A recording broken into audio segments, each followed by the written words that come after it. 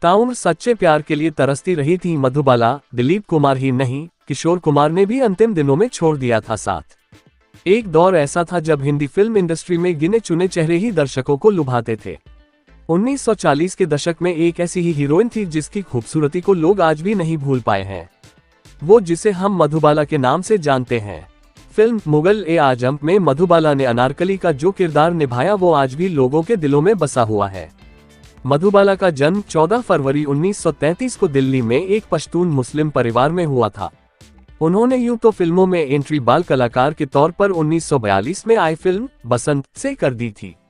उस वक्त उनकी उम्र सिर्फ 9 साल थी, लेकिन बतौर अभिनेत्री उन्होंने 1947 में नीलकमल में काम किया, जिसे फिल्ममेकर केदार शर्मा ने बनाई थी।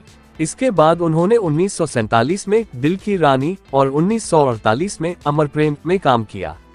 ये सभी फिल्में उन्होंने द शोमैन कहे जाने वाले राज कपूर के साथ की थीं। मधुबाला का बचपन का नाम मुमताज बेगम जहां देहलवी था। वो अपने माता पिता की 5वीं संतान थी और उनके अलावा उनके 10 भाई बहन थे। अपनी 5 बहनों में वो सबसे ज्यादा कमाती थीं। उन्होंने छोटी सी उम्र में ही फिल्मों में काम करना शुरू कर दिया था, जिसके चलते वो स्कूल नहीं जा सकी। उन्हें उर्दू आती थी, लेकिन अंग्रेजी का एक शब्द भी नहीं बोल पाती थी। मधुबाला की छोटी बहन मधुर भूषण, असली नाम जाहिदा की माने तो वे ताउम्र सच्चे प्यार के लिए तरसती रही थी। एक इंटरव्यू में उन्होंने इस बात का खुलासा किया था कि मधुबाला को सिर्फ दिलीप कुमार ने नहीं बल्कि किशोर कुमार ने भी धोखा दिया था। दिलीप कुमार की शर्त ने छीन लिया मधुबाला का प्यार।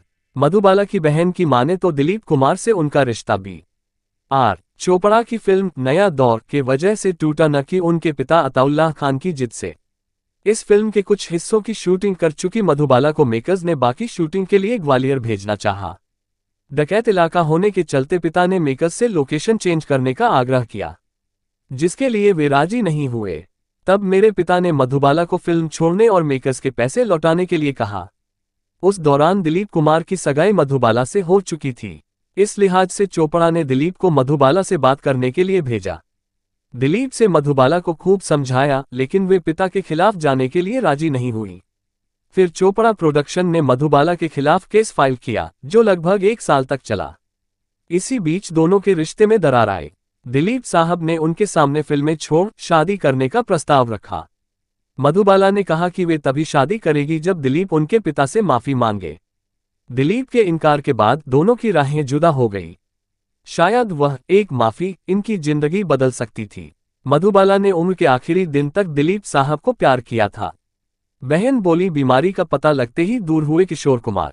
जब मधुबाला बीमार थीं और लंदन में इलाज के लिए जाने की हम प्लानिंग कर रहे थे, उस दौरान किशोर कुमार ने उनको प्रपोज किया। पिता चाहते थे कि मधुबाला डॉक्टर्स की राय लें और पूरी तरह ठीक होने के बाद ही शादी करें, लेकिन दिलीप साहब के व्यवहार से गुस्साए मधुबाला ने तुरंत किशोर कुमार से शादी कर ली। 27 साल की उम्र में साल 1960 में इनकी शादी हुई।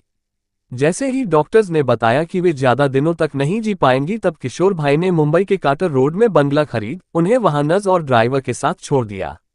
4 महीने में एक बार वे मिलने आया करते थे। उन्होंने मधुबाला का फोन उठाना भी बंद कर दिया था। किशोर भाई मधुबाला से बेइंतहा प्यार करते थे, लेकिन जैसे ही वह लंदन से आई, उन्होंने मधुबाला को धोखा दे दिया। वह अच्छे पति नहीं थे।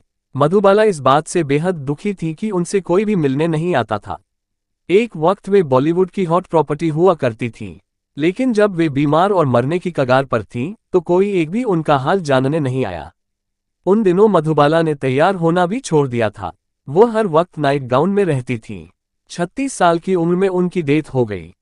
बॉलीवुड की ऐसे वीडियो की अपडेट चाहते हैं तो लाइक शेयर सब्सक्राइब कर दीजिए।